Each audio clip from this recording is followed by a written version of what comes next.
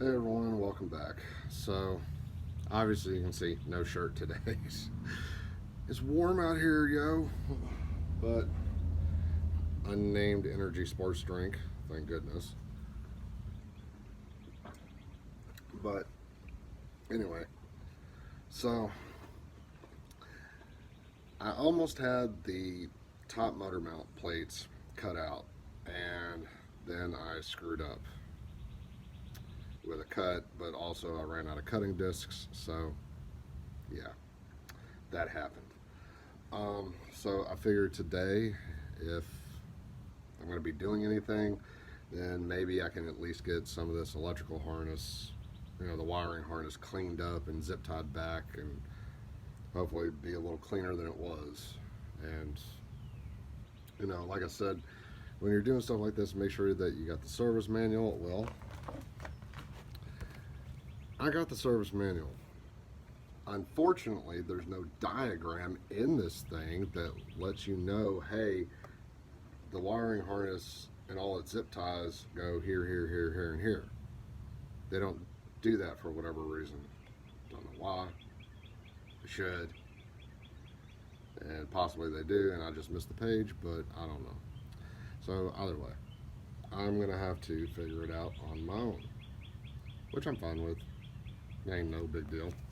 But just in case you forgot, let me give you a reminder of what this insanity looks like. Okay, so as you can tell, this is what it is, just in this one area right here above the motor. So this right here is the main electrical harness. That wire is the clutch cable. This one right here goes to the carburetor. So I have to figure out how to route all this stuff without getting in the way of the gas tank mounts.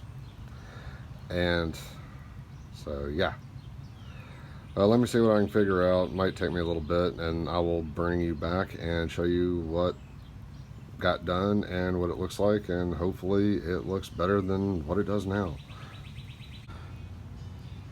Okay, so here's the aftermath. Now, there was a hole here in the frame where some plastic piece that I don't know went to what. Maybe it held in the wiring harness, who knows. But I bored it out, put it in a thread insert, and just put a machine screw there and just a wire hanger or a hose hanger, and just used it to hold this in place.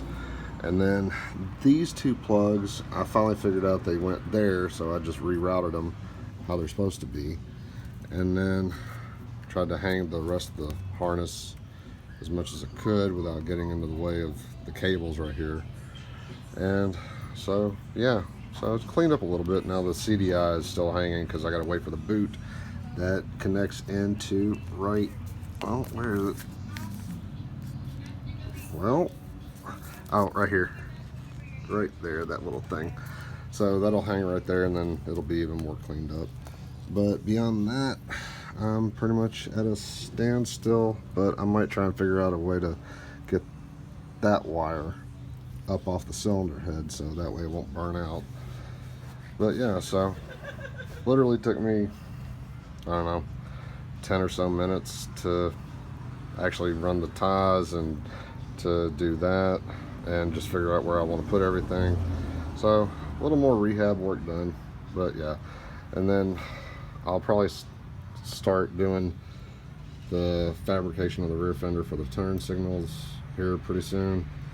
And once I do that, I can figure out where I'm going to wire everything through to make it a little more efficient into the rear fender.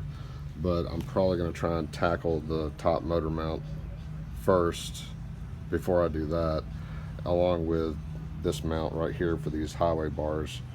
So, but yeah, that's it. Later.